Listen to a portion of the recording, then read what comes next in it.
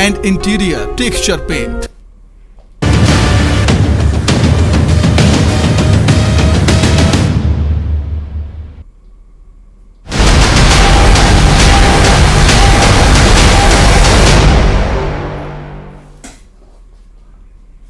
नमस्कार, बहुत स्वागत आपका सुबह 9 बजे के इस खास बुलेटिन में। मैं हूं आपके साथ अवंतिका श्रीवास्तव। हर और चर्चा महा एग्जिट पोल की और इसी को लेकर लगातार जानकारी आपके साथ साझा करें। 5 राज्यों के लिए विधानसभा के चुनाव हुए, मतदान हुआ, तमाम प्रक्रिया पूरी हो चुकी है। 3 दिसंबर को नतीजों का इंतजार, लेकिन उससे पहले महा एग्जिट पोल जो अलग अलग आंकड़े पेश करता है, दिखाता है कि मध्य प्रदेश में बीजेपी की अच्छी खासी बहुमत के साथ सरकार बन रही है। छत्तीसगढ़ की अगर बात की जाए तो फिर से कांग्रेस की सरकार लौटने का दावा एग्जिट पोल के आंकड़े लगातार कर रहे हैं। अलग अलग एजेंसी जो कि अपने अपने एग्जिट पोल के आंकड़ों के जरिए मध्य प्रदेश में भारतीय जनता पार्टी को एक अच्छी खासी पोजीशन में दिखाती है। छत्तीसगढ़ में कांटे की टक्कर है, जहां एकमात्र ऐसी पार्टी विपक्ष की बीजेपी इतना खासा दम भरा है प्रचार के दौरान, और उसका नतीजा ये कि अनुमान के तौर पर आंकड़े जो सामने आए हैं वो दिखाते भी हैं कि भारतीय जनता पार्टी जनाधार बढ़ाने में काफी प्रबल साबित हुई है।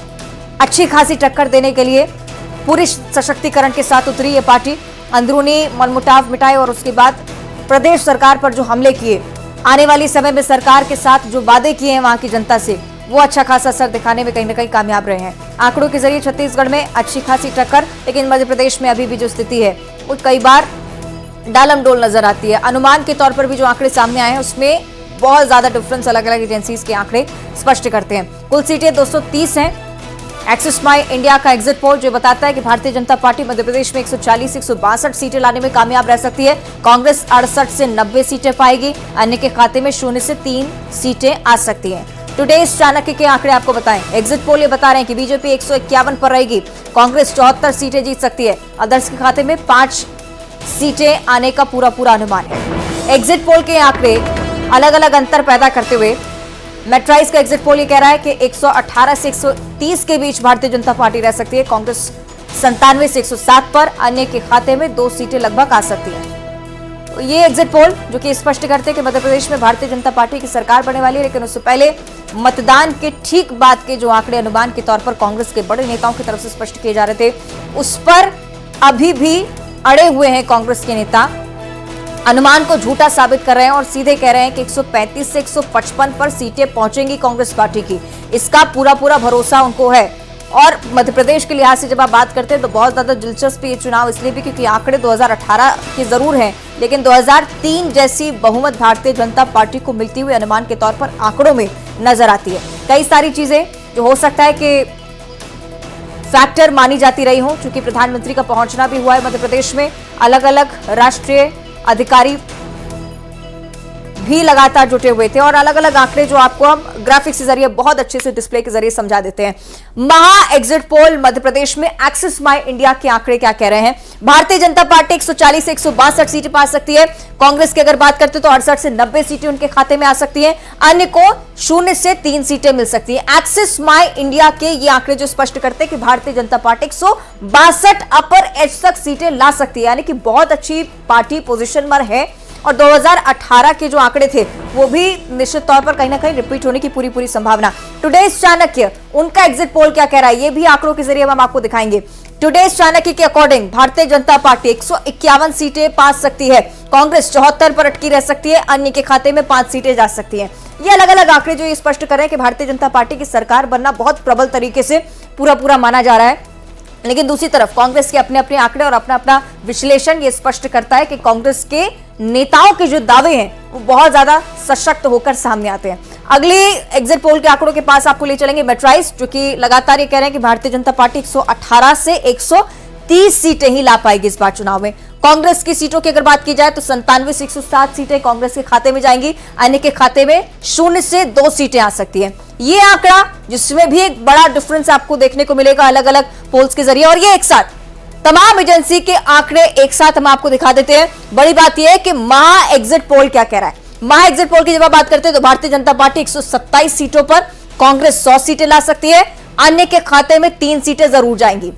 कुछ ऐसी जगह जहां पर यह माना जा रहा था कि जो स्थानीय प्रतिनिधि है और जो स्थानीय मुद्दे हैं वो अच्छे खासे इन्फ्लुएंस में है, निर्दलीय गेम बिगाड़ सकते हैं, वो हो सकता है कि वो 3 सीटों में आपको नजर आए। लेकिन यहां के आंकड़े, भारतीय जनता पार्टी 127 सीटों पर आएगी, कांग्रेस 100 सीटों पर काबिज हो सकती है। लेकिन इससे पहले जो अनुमान लगाया गया, जो राजनीतिक पंडित बता रहे थे, एंटी इनकम्बेंसी की जो बात की जा रही थी, वो कहीं भी इन आंकड़ों में नजर नहीं आती है। हो सकता है कि जो दावे और वादे मुख्यमंत्री शिवराज सिंह चौहान से लेकर हर केंद्रीय नेता की तरफ से किए गए, उन्होंने मध्य प्रदेश की जनता पर अच्छा खासा असर डाला है और उसी का ये नतीजा कि 127 पर बीजेपी आपको नजर आती है। कांग्रेस पार्टी जो अभी भी ये दावा कर रही है 135 से 155 तक पहुंचेगी कांग्रेस पार्टी, ये बात उनकी तरफ से लगातार की जा रही है। जीतू पटवारी कल जुड़े, उनकी तरफ से भी कहा गया कि 155 तक अगर नहीं पहुंचते, 135 तक अगर नहीं पहुंचते हैं तो एक बार फिर से 3 दिसंबर को जोड़िएगा और उस पर भी हम बात करेंगे।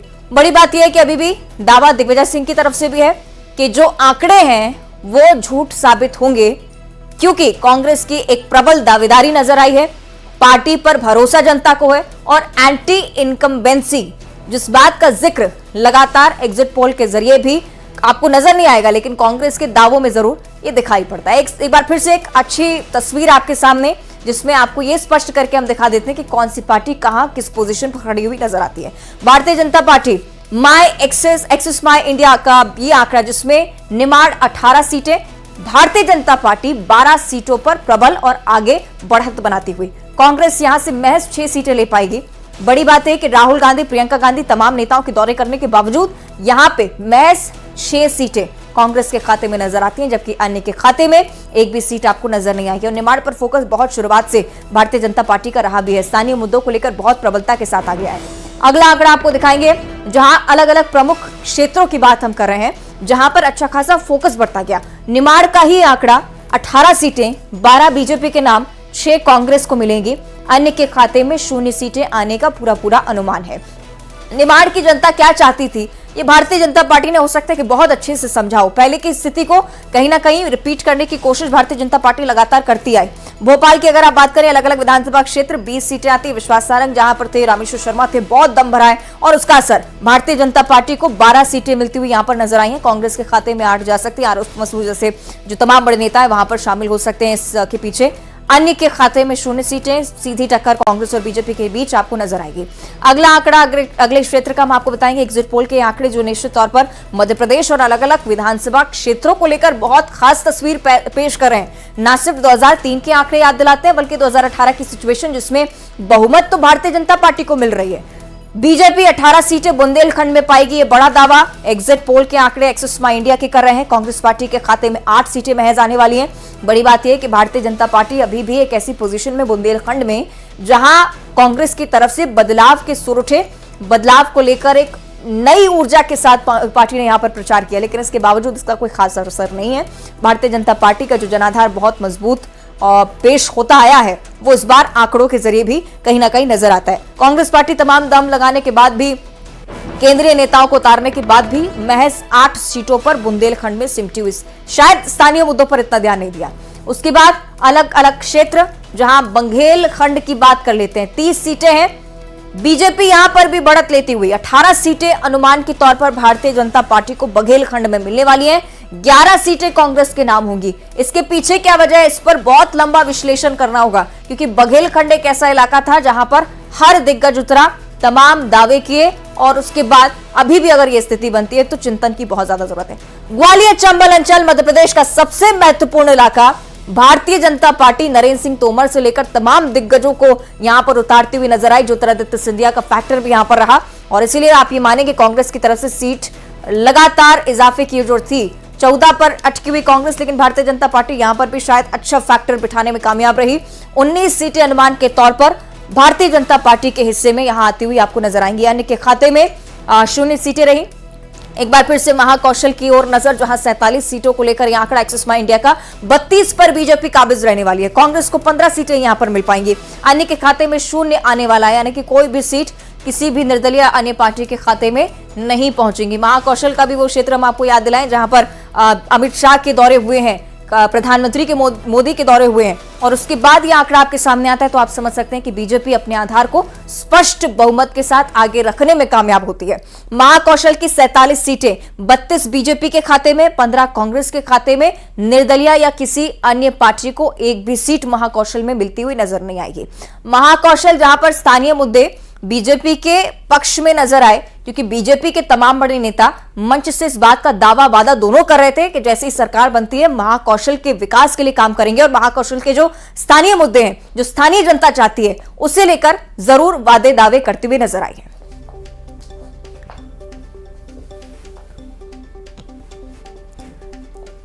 तो महा एग्जिट पोल के ये महा आंकड़े आपके सामने स्पष्ट करते हुए, और उसके बाद से उत्साह की भरपूर लहर छत्तीसगढ़ में भी आप देखेंगे, ना सिर्फ मध्य प्रदेश का जिक्र।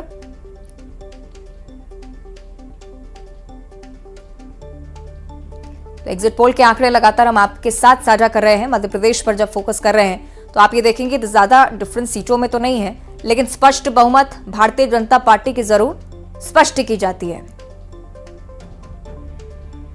चलिए, अलग अलग इलाकों में अलग अलग सहयोगियों के पास आपको लिए चलेंगे, क्या कुछ माहौल है, एग्जिट पोल के आंकड़े क्या व्यक्त कर रहे हैं, ये भी हमारे सहयोगी हमें बताएंगे। रतलाम से सुधीर जैन हमारे साथ जुड़े हुए, सुशील कौशिक है, ग्वालियर चंबल अंचल की स्थिति हम तक पहुंचाएंगे, शैलेंद्र चौहान है, भोपाल की स्थिति बताएंगे, और मिथिलेश है, इंदौर के बारे में आंकड़े पेश करेंगे। सबसे पहले भोपाल में आपको लिए चलूंगी, क्योंकि शैलेंद्र बहुत जरूरी हो जाते हैं समीकरण समझना, जब भोपाल जैसे क्षेत्र में जो केंद्र रहा है इन तमाम रैलियों का, इसके बावजूद जब खास इंफ्लुएंस कांग्रेस नहीं डाल पाई है, अनुमान के अनुसार क्या यही स्थिति दिखाई देगी?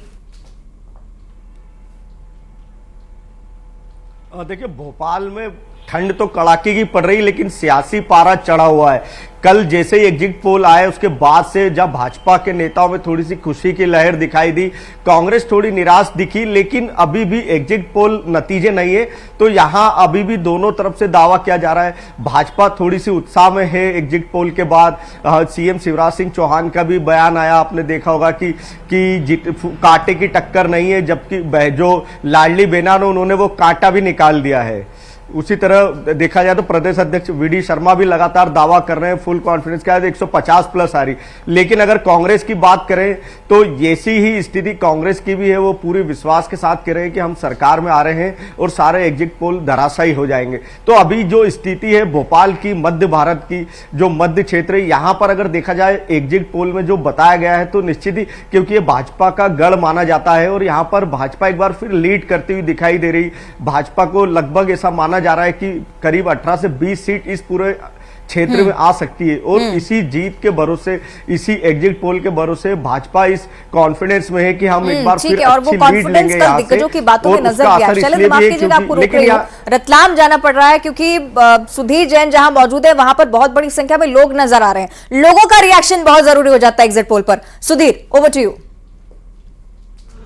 देखिए, रतलाम के जो लोग हैं वो राजनीति के प्रेमी है, राजनीति के जानकार है, और कोई भी पॉलिटिकल प्रोग्राम होता है तो बहुत ही बढ़ चढ़कर हिस्सा लेते हैं। हर आदमी यहाँ पे आता है और राजनीति की अच्छी खासी समझ यहाँ पे जो हर नागरिक को रखता है। हमारे साथ पाटनी जी मौजूद है, अच्छे राजनीतिज्ञ है। सर, कल एग्जिट पोल आया है, क्या कहना चाहेंगे, कितनी उम्मीद है आपको एग्जिट पोल से, मतलब क्या लगता है एग्जिट पोल को देख के आपको? देखो, आज तक ये देखने में आया है कि एग्जिट पोल के नतीजे कभी भी 100% तो सही नहीं उतरे हैं, लेकिन अमूमन ये पाया गया है कि 10% के अंतराल से 15% के अंतराल से वो नतीजे सही पाए गए हैं। वर्तमान में मध्य प्रदेश और राजस्थान के जो नतीजे एग्जिट पोल बता रहा है, उसकी संभावना पूरी की पूरी इस बात की मानी जा रही है कि भारतीय जनता पार्टी भारी बहुमत के साथ में इन दोनों ही राज्यों में सरकार बनाने में सफलता प्राप्त करेगी। रहा सवाल छत्तीसगढ़ का, मिजोरम का, तेलंगाना का, छत्तीसगढ़ में कांटे की टक्कर है, वहां पर कांग्रेस भी सरकार बना सकती है और बीजेपी भी सरकार एमपी की बात करें, एमपी में क्या लगता है एग्जिट पोल आपको? आप तो खुद ही बड़े जानकार है, पत्रकार है आप, क्या लगता है एमपी का जो एग्जिट पोल आया है, क्या इतनी बड़ी मेजॉरिटी में बीजेपी सरकार बनाने जा रही है? क्या महिलाओं ने बम्पर वोट दिया बीजेपी को इस बार, आपको लगता है? महिलाओं ने लाडली लक्ष्मी योजना का निसंदेह काफी प्रभाव पड़ा है, और इसमें जो राज्य सरकार की योजनाओं ने मतदाताओं पे काफी प्रभाव डाला है, उसकी वजह से बीजेपी यहाँ बढ़त लेती हुई दिखाई दे रही है। पर फिर भी जो टुडे चाणक्य का सर्वे 151 सीट बता रहा है, मुझे नहीं लगता कि वो इस बार, क्योंकि टुडे चाणक्य 96% स्ट्राइक के साथ हमेशा सही आकलन करता है, लेकिन मुझे लगता है कि इसमें कहीं ना कहीं इस बार एरर है और कांटे की टक्कर मध्य प्रदेश में है। संशय है, थोड़ा सा कांटे की टक्कर है। सर, आप बताएं कांटे की टक्कर है या नहीं है, क्योंकि बम्पर जो है यहाँ पर बहुमत मिलता दिखाई दे रहा है भाजपा को। मुझे ऐसा लगता है कि पूर्णतः संभावना ये है कि बीजेपी सरकार अपना स्पष्ट बहुमत लाएगी, ऐसी मेरी संभावना है लगती है। जो मेरा लोगों से बातचीत हुई और लोगों का जो रुख था और जो लोग संतुष्ट हैं अभी सरकार को लेकर के, उस आधार पे ये संभावनाएं ज्यादा प्रबल है। आप युवा है, युवाओं ने जम के वोट दिया भाजपा को। बिल्कुल दिया है सर, पूरा युवाओं ने 100% मतदान बीजेपी के प्रति हुआ है।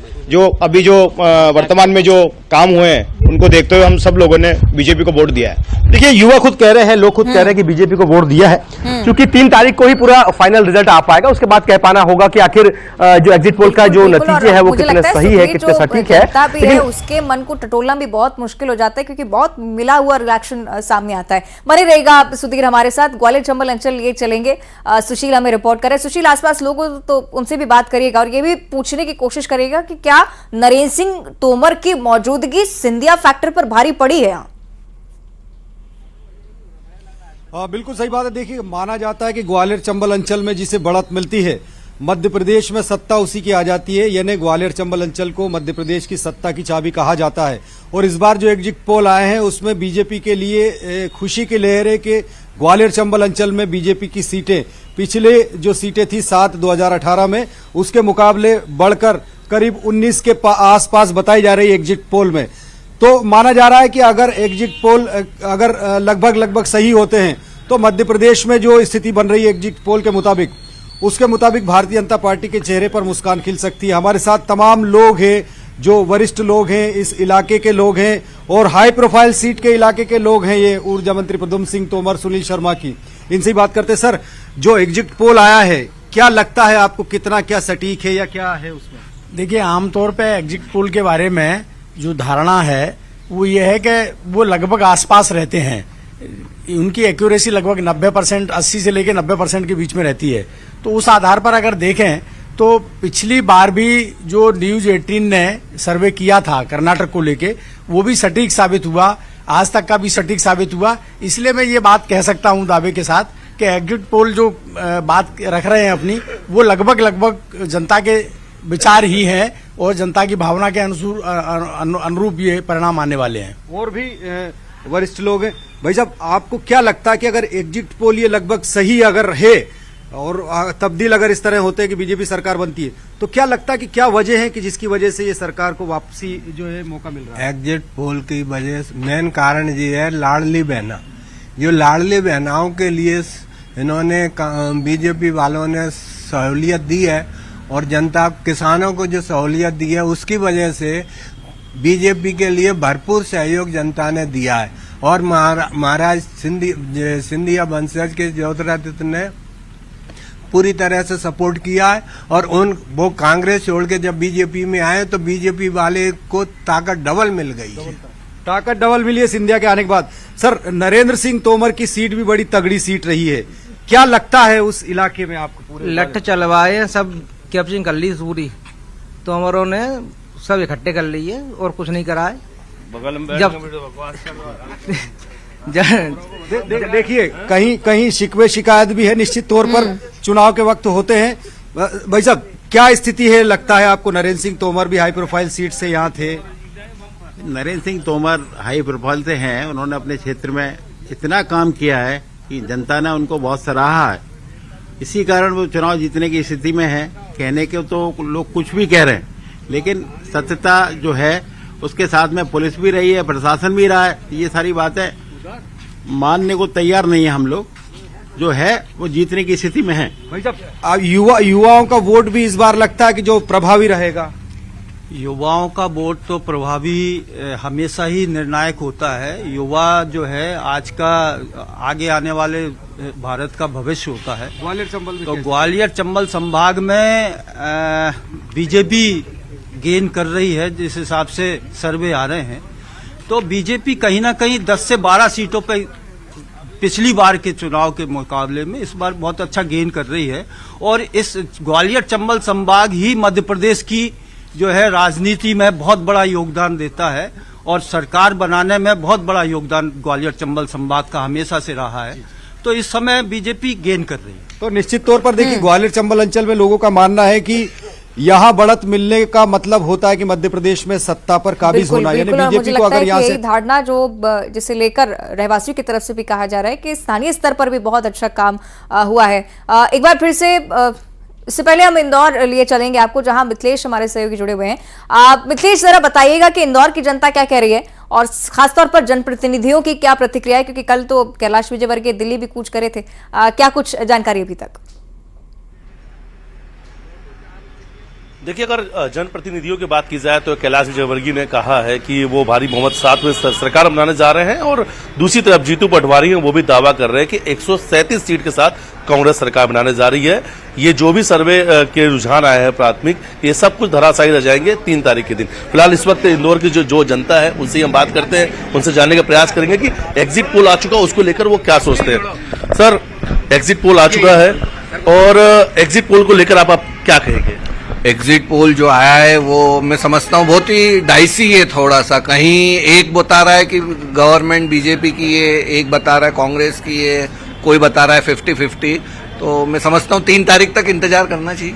क्या लगता है सर, चुनाव में बड़े फैक्टर क्या होने वाले हैं? क्या लाडली बहना हो सकती है, करप्शन भी हो सकता है। करप्शन अगर पब्लिक ने वोट दिया तो कांग्रेस आएगी, फिर बीजेपी के कांग्रेस कहीं ना कहीं से ओपीएस को लेकर काफी आश्वस्त नजर आ रही है कि कहीं ना कहीं ओपीएस की वजह से। हाँ, देखिए अब क्या होता है। वो चुनाव में वादे तो सब करते हैं, पर चुनाव के बाद देखने वाली बात होती है कि कितना डिलीवर होता है। अच्छा, यहाँ की जो विधानसभा 1 है, बड़ी हॉट सीट रही, देशों में चर्चा चलती रही, क्योंकि कैलाश विजयवर्गीय वहां से चुनाव लड़ रहे थे। क्या लगता है 1 को लेकर, और ये लगता है कि मालवा निमाड़ में अगर कैलाश विजयवर्गीय मैदान में तो उससे फर्क पड़ा होगा?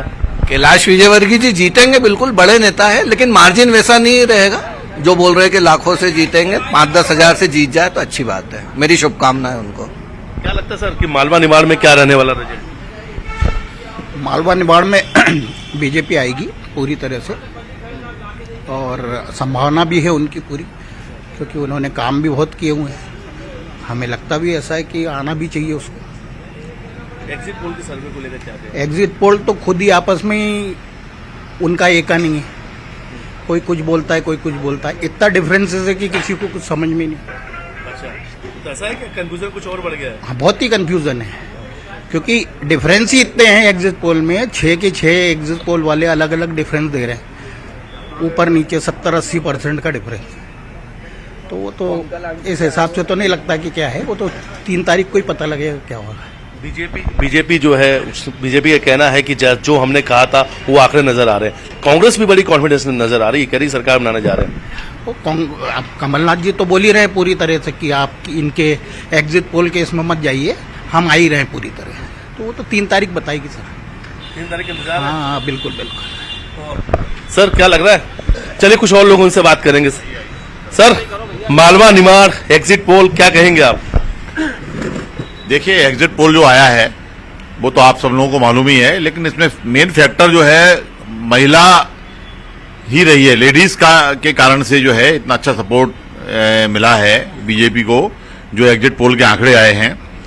और सारा फोकस महिलाओं के ऊपर था, यहाँ के सीएम का और बीजेपी का, और विशेष करके तो महिलाओं को जो है जो रिजर्वेशन हुआ है उसकी बात है। और सेकंड जो है ये जो लाडली बहना योजना आई है उसमें भी है।